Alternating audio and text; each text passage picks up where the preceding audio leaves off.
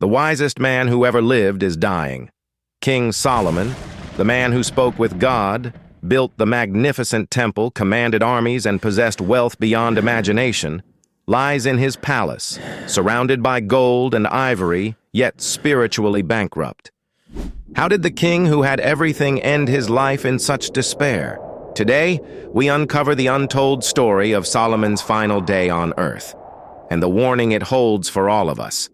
Before we begin this journey, hit that like button and subscribe, because this story will change how you see success, wisdom, and faith forever. It's 931 BCE.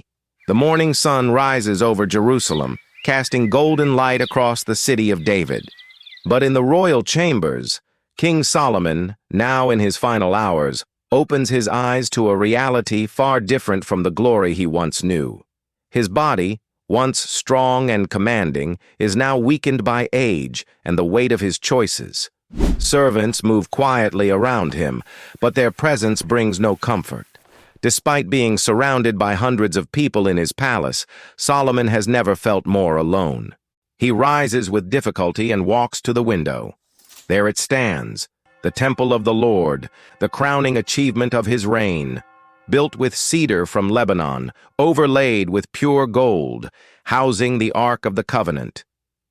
It took 7 years to complete, and when it was finished, the glory of the Lord filled it so powerfully that the priests couldn't even stand. But as Solomon gazes at it now, the memory brings not joy, but crushing regret. Because he knows what he did. He knows how far he fell. Let's go back to where it all began. After King David's death, his son Solomon inherited the throne. But Solomon was young, uncertain, overwhelmed by the responsibility. So he did something remarkable. At Gibeon, God appeared to Solomon in a dream and said, "Ask for whatever you want me to give you." Solomon could have asked for wealth, long life, or the death of his enemies. But instead he asked for wisdom, a discerning heart to govern God's people and distinguish between right and wrong. So give your servant a discerning heart to govern your people and to distinguish between right and wrong. God was so pleased with this request that he gave Solomon not only unmatched wisdom, but also wealth and honor beyond any king before or after him. Solomon became legendary. His wisdom was greater than all the wise men of the East and Egypt. He settled disputes with such insight that people traveled from distant lands just to hear him speak. He wrote 3,000 proverbs and 1,005 songs. He could speak about plants, animals, birds, reptiles, and fish. Kings and queens came to test his wisdom.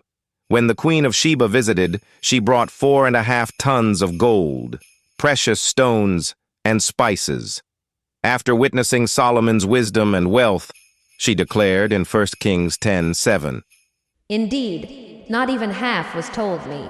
In wisdom and wealth you have far exceeded the report I heard." And then came the temple. Solomon mobilized 30,000 workers, 70,000 carriers, 80,000 stonecutters, the finest materials from across the known world. When it was completed, it was the most magnificent structure on earth, a dwelling place for the presence of God. But something began to change. Solomon's heart, once fully devoted to God, started to drift. It began subtly, almost imperceptibly. Political alliances, treaties sealed with marriages. One foreign wife became two, two became 10, 10 became hundreds. By the end, 4 Kings 11:3 records that Solomon had 700 wives of royal birth and 300 concubines, and these women turned his heart away from God.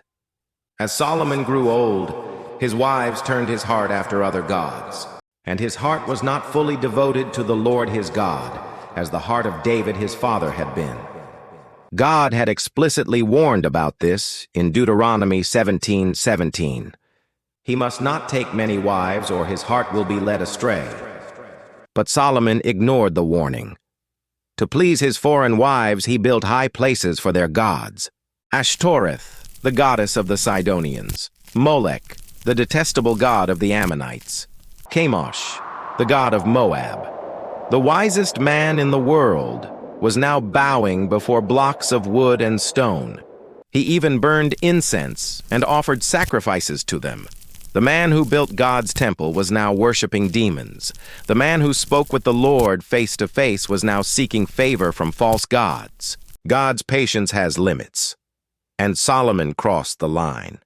1 Kings 11:9 records, "The Lord became angry with Solomon because his heart had turned away from the Lord, the God of Israel, who had appeared to him twice. Although he had forbidden Solomon to follow other gods, Solomon did not keep the Lord's command. So the Lord said to Solomon, 'Since this is your attitude and you have not kept my covenant and my decrees which I commanded you, I will most certainly tear the kingdom away from you and give it to one of your subordinates.'" God sent the prophet Ahijah to a young official named Jeroboam. Ahijah tore his new cloak into 12 pieces and gave 10 to Jeroboam, prophesying that he would rule over 10 tribes of Israel after Solomon's death. When Solomon heard about this prophecy, he tried to kill Jeroboam, but Jeroboam fled to Egypt, where he stayed until Solomon's death. The kingdom was already fracturing, and Solomon knew it. To maintain his lavish lifestyle and building projects, Solomon imposed crushing taxes on his people. He conscripted forced labor, 30,000 men rotating in shifts to Lebanon, plus 150,000 carriers and stonecutters. The people groaned under the burden. The king who once brought prosperity now brought oppression. The unified kingdom his father David fought to establish was crumbling from within, and Solomon knew it. He could feel it slipping through his fingers like sand. Enemies rose up on every side. Hadad the Edomite in the south, Rezon, who controlled Damascus in the north. The peace Solomon once enjoyed was replaced by constant military threats. The man who had everything was watching it all fall apart. Now, back to Solomon's final day. As the afternoon sun streams through the palace windows, Solomon sits at his desk.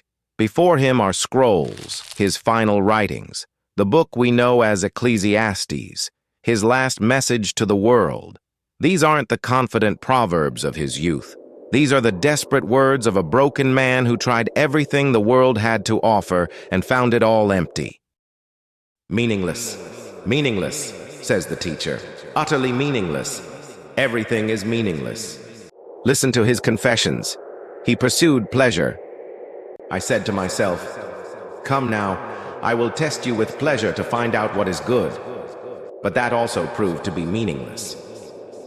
'Laughter,' I said, 'is madness.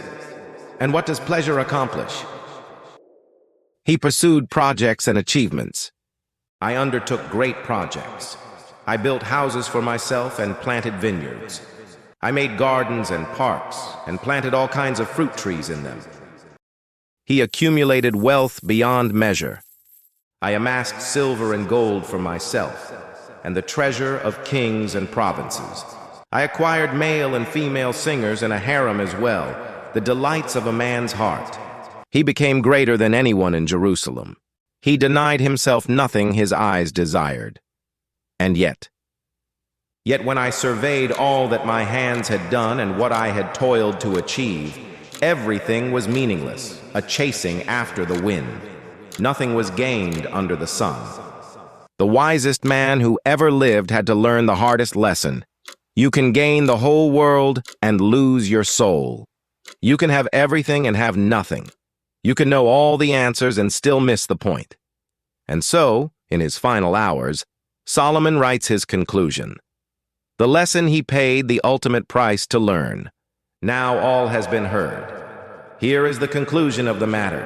Fear God and keep his commandments, for this is the duty of all mankind.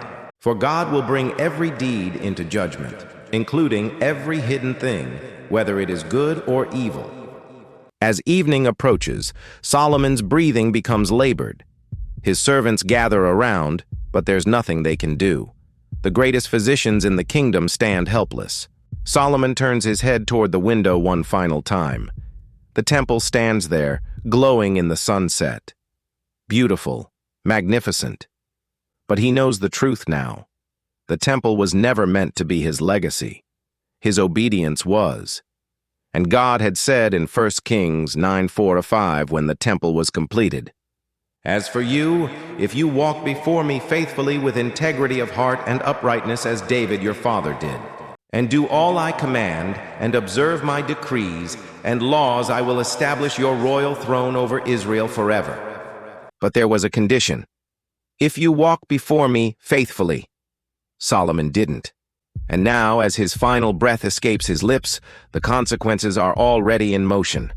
King Solomon, son of David, the wisest man who ever lived, dies alone in his palace. He reigned for 40 years. He built the temple of God. He wrote thousands of proverbs. He possessed wealth beyond imagination. But he died with a divided heart and a kingdom about to be torn in two. His son Rehoboam inherits the throne. But within weeks, the prophecy comes true. Jeroboam returns from Egypt. The northern tribes rebel. The kingdom splits. 10 tribes to the north under Jeroboam. Only Judah and Benjamin remain with Rehoboam in the south. The united kingdom of Israel, forged by David and given to Solomon, is shattered, and it would never be reunited again. So what's the lesson? Why does Solomon's story matter today, thousands of years later? Because Solomon's story is a warning for every generation. It doesn't matter how much wisdom you have, how much wealth you accumulate, how successful you become. If you compromise your relationship with God, you'll end up empty. Solomon tried everything: pleasure, projects, possessions, power, women, wine, wisdom itself. And his conclusion? It's all meaningless without God. Fear God and keep his commandments, for this is the duty of all mankind. The richest king in history learned what many never learn. You can't serve two masters. You can't worship God and idols. You can't build the temple and bow to demons. You have to choose. Solomon made his choice. He chose compromise. He chose comfort over conviction. He chose pleasure over obedience. And he paid the ultimate price. The question is, what will you choose? Will you learn from Solomon's mistake, or will you have to learn it the hard way? King Solomon, the wisest fool who ever lived. If this story impacted you, hit that like button, subscribe for more biblical deep dives, and drop a comment telling me, what's the biggest lesson you're taking from Solomon's life? I read every single one. Remember, it's not about how you start. It's about how you finish. Solomon started with God's blessing and ended in regret. Don't let that be your story. Until next time, stay blessed, stay faithful, and remember, true wisdom isn't just knowing what's right. It's doing what's right, even when it costs you everything.